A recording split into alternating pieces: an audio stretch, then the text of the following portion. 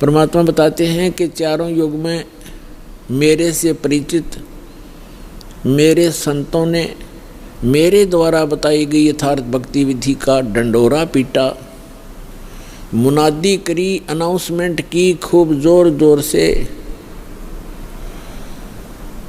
और मैंने भी आकर के प्रत्येक युग में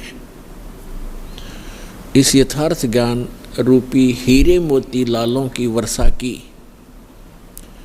लेकिन हम पर विश्वास ना करके इन काल के दूतों, नकली आचार्यों, शंकराचार्यों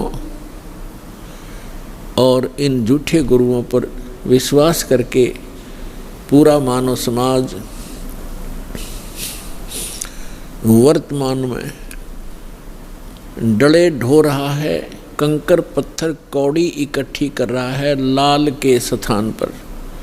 अर्थात यथार्थ ज्ञान और यथार्थ भक्ति विधि ये तो है हीरे मोती और लाल यानी बहुमूल्य, ये हैं वास्तव लाभ देने वाले।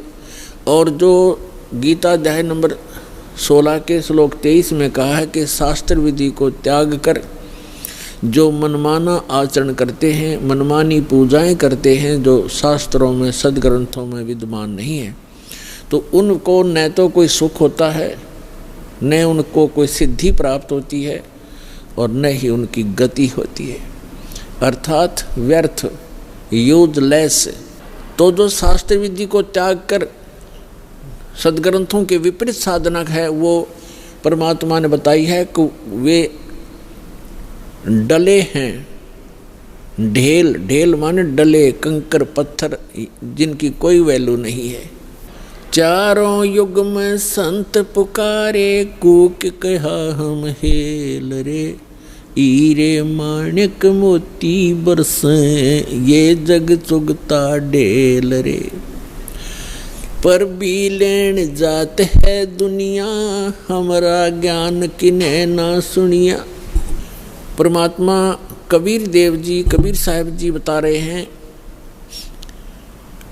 कि लोक वेद के आधार से, दंत कथाओं के आधार से शास्त्र विरुद्ध साधना करते हुए ये प्राणी कुंभ के मेले का अनुष्ठान करते हैं और पर भी लेने के लिए जाते हैं वहाँ कल्याणार्थ। उसके लिए भगवान बताते हैं कि जिस तालाब या सरोवर या दरिया में आप स्नान करने जाते हो कोई पर भी निर्धारित करके, आपसे पहले वहाँ उस तालाब में, सरोवर में, उस दरिया में मेंढक, मछली और बहुत से कीड़े मकोड़े पहले से विद्यमान होते हैं, जीव जंतु, और वो तो सदा ही उसके अंदर नहाते हैं, क्या उनका कल्याण हो जाएगा? जिस प्रकार उन मेंढक और मछलियों का कोई कल्याण नहीं हो सकता, इसी प्रकार आपका भी उस पर भी में नहाने से आत्म कल्याण नहीं हो सकता। आत्म कल्याण होगा अपनी सदग्रंथों श्रीमद् भगवद गीता में वर्णित विधि और उसके अनुसार की गई साधना से। और वो साधना केवल परमात्मा ही बताते हैं, क्योंकि श्रीमद् भगवद गीता में जो गीता ज्ञान दाता है वो केवल अपने सतर की भक्ति ही बता रहा है। और पूर्ण मोक्ष यदि चाहिए अर्जुन किसी भी भक्त को, अर्जुन के माध्यम से सर्व मानव समाज को संदेश दिया गया, तो उसको चाहिए कि वो तत्वदर्शी संत की खोज करे और फिर उस परमेश्वर की शरण में जावे, उसके तत्वदर्शी संत के बताए अनुसार साधना करके उस परमेश्वर की शरण में जावे, जहाँ जाने के बाद साधक फिर लौटकर कभी संसार में नहीं आते। और गीता ज्ञानदाता अपनी सतीथि बताता है, अपना सामर्थ्य बताता है कि अर्जुन तेरे और मेरे बहुत जन्म हो चुके हैं, तू नहीं जानता, मैं जानता हूँ। श्रीमद् भगवद गीता अध्याय नंबर 4 के श्लोक नंबर 5 और 9 में, श्रीमद् भगवद गीता अध्याय नंबर 2 के श्लोक 12 में, गीता अध्याय नंबर 10 के श्लोक नंबर 2 में गीता ज्ञानदाता स्पष्ट करता है कि अर्जुन तेरे और मेरे बहुत जन्म हो चुके हैं, तू नहीं जानता मैं जानता हूँ। और अपनी साधना बताते हैं गीता अध्याय नंबर 8 के श्लोक नंबर 13 में, ओम इति एकाक्षरम ब्रह्म व्यवहारन माम अनुसमरन ये प्रयाति तजन देहम स याति परमाम गति। गीता ज्ञानदाता ये ब्रह्म है, श्री कृष्ण जी के अंदर प्रवेश करके बोलता है, ये ऐसे ही छल करता है। गीता अध्याय नंबर 4 के श्लोक नंबर 9 में ये स्वयं कहता है कि मेरे कर्म और जन्म दिव्य हैं, अलौकिक हैं, तो ये इसके कर्म हैं। गीता अध्याय नंबर 7 के श्लोक नंबर 24-25 में स्वयं स्वीकार करता है कि अर्जुन मैं अपनी योग माया से छुपा रहता हूँ, मैं कभी किसी के समक्ष अपने यथार्थ रूप में नहीं आता, और ये मूर्ख लोग जन समुदाय मुझे कृष्ण रूप में, व्यक्ति रूप में आया हुआ मान रहे हैं। मैं कृष्ण नहीं हूँ। भूत की तरह, प्रेत की तरह बोल रहा था उसके अंदर कि मैं कृष्ण नहीं हूँ, मैं तो अपनी योग माया से छुपा रहता हूँ। गीता अध्याय नंबर 11 के श्लोक नंबर 32 में कहता है कि अर्जुन मैं काल हूँ और अब मैं परवर्त हुआ हूँ, अब आया हूँ। श्री कृष्ण जी तो पहले विद्यमान थे, उन्होंने पहले कभी अपने आप को काल नहीं कहा, और उसके बाद फिर कभी अपने जीवन में अपने आप को काल नहीं कहा। ये काल है, इसको ब्रह्म भी कहते हैं, सरपुरुष भी कहते हैं, सरब्रह्म भी कहते हैं, ज्योत स्वरूपी निरंजन भी इसी को कहते हैं। तो ये कहता है कि मेरा तो एक ओम मंत्र है,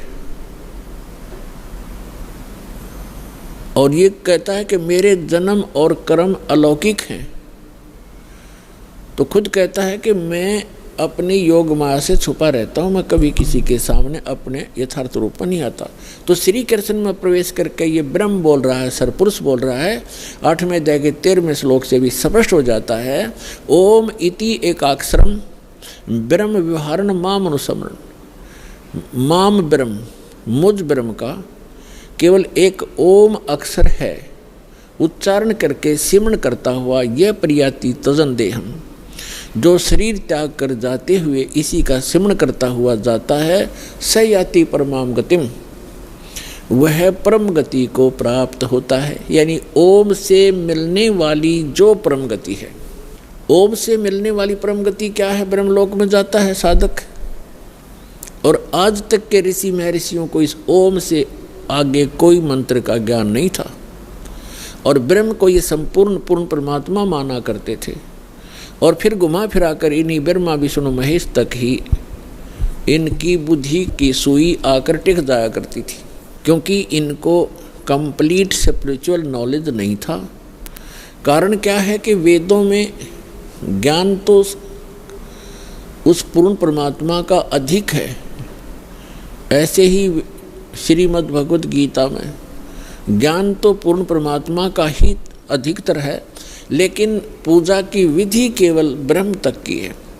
और गलती से इन ऋषि महर्षियों ने सतगुरु के अभाव से इस ब्रह्म को पूर्ण परमात्मा भी कह दिया, इसको पूर्ण ब्रह्म भी कह दिया, इसी को पूर्ण ब्रह्म मान लिया ब्रह्म को, जबकि ये स्वयं स्वीकार करता है कि वो परम अक्षर ब्रह्म तो कोई और है, मुझसे भिन्न है, और उसकी साधना करने से पूर्ण मोक्ष होता है। अब प्रसंग चल रहा है, भगवान ने आकर बताया है कि पर भी लेने जात है दुनिया, हमारा ज्ञान किने ना सुनिया। अब पर भी लेने जाते हैं, स्नान करने जाते हैं तीर्थों पर। ये तीर्थ क्या है? ये तीर्थ क्या हैं? ये कैसे निर्मित हुए? इसके विषय में ब्रह्म पुराण में, ब्रह्मा पुराण में बहुत विस्तृत जानकारी है, और विष्णु पुराण के अंदर भी। उसमें क्या बताया गया है कि जैसे किसी संत ने किसी सरोवर के किनारे या दरिया के किनारे बैठकर अपनी सुविधा अनुसार, यानी जल की आवश्यकता होती है अधिकतर जीव को नहाने पीने, वस्त्र आदि धोने के लिए, और साथ में फिर भक्ति करते हैं। उनके किनारे बैठ कर के उन्होंने अपने अनुष्ठान किए, जैसे भी उनको गुरु मिले, जैसा भी वो अध्यात्म मार्ग से परिचित थे। उस आधार से उन्होंने वहाँ भक्ति करी बैठ के, और वहाँ से जो साधना उन्होंने की उस साधना अनुसार अपना शरीर त्याग करके वो चले गए उस लोक को, उस स्थान को प्राप्त कर गए जहाँ की उसने साधना की थी।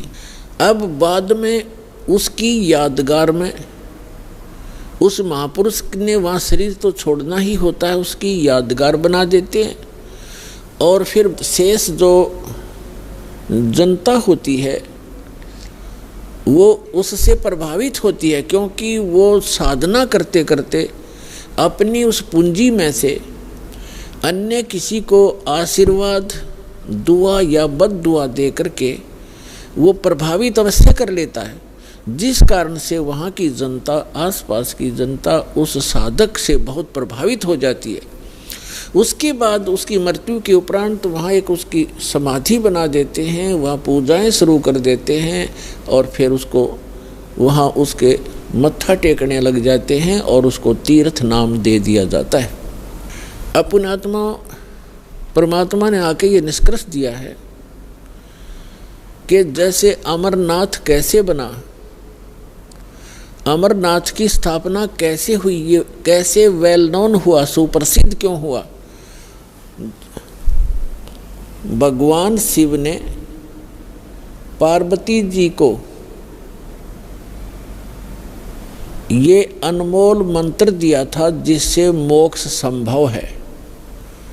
और वो कौन सा मंत्र दिया था? जो 5 नाम का ये दास आपको देता है। प्रथम मंत्र में बीच बीच के जो 5 मंत्र हैं, ये शिव जी ने इस मंत्र का ज्ञान था और इसी को ये अमर मंत्र मानता था।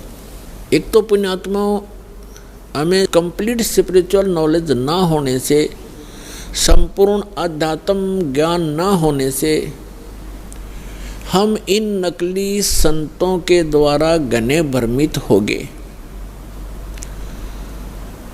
हम क्या सोचते हैं कि गुरुजी ने मंत्र दे दिया, नाम दीक्षा दे दी, और फिर क्या होता है, भ्रमित लोगों के पास जाकर के आप उनसे फिर प्रभावित हो जाते हो, जिनको कंप्लीट स्पिरिचुअल नॉलेज नहीं है, जिनको पूर्ण अध्यात्म ज्ञान नहीं है।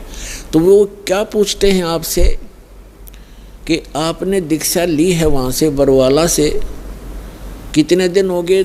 1 महीना, 2 महीने, 1 वर्ष, 2 वर्ष, जैसा भी जिसको। फिर वो पूछते हैं क्या आपको भगवान दिखाई देते हैं, भगवान के दर्शन होते हैं? अब आपके पास इसका कोई उत्तर नहीं। तो पुण्यात्माओं, कहने का भाव ये है कि दास जो आज प्रसंग आपके समक्ष स्पष्ट करना चाहता है, एक विषय स्पष्ट करना चाहता है कि परमात्मा की प्राप्ति, मोक्ष की प्राप्ति परमात्मा के दर्शन से नहीं, उस परमात्मा के मंत्र से होती है।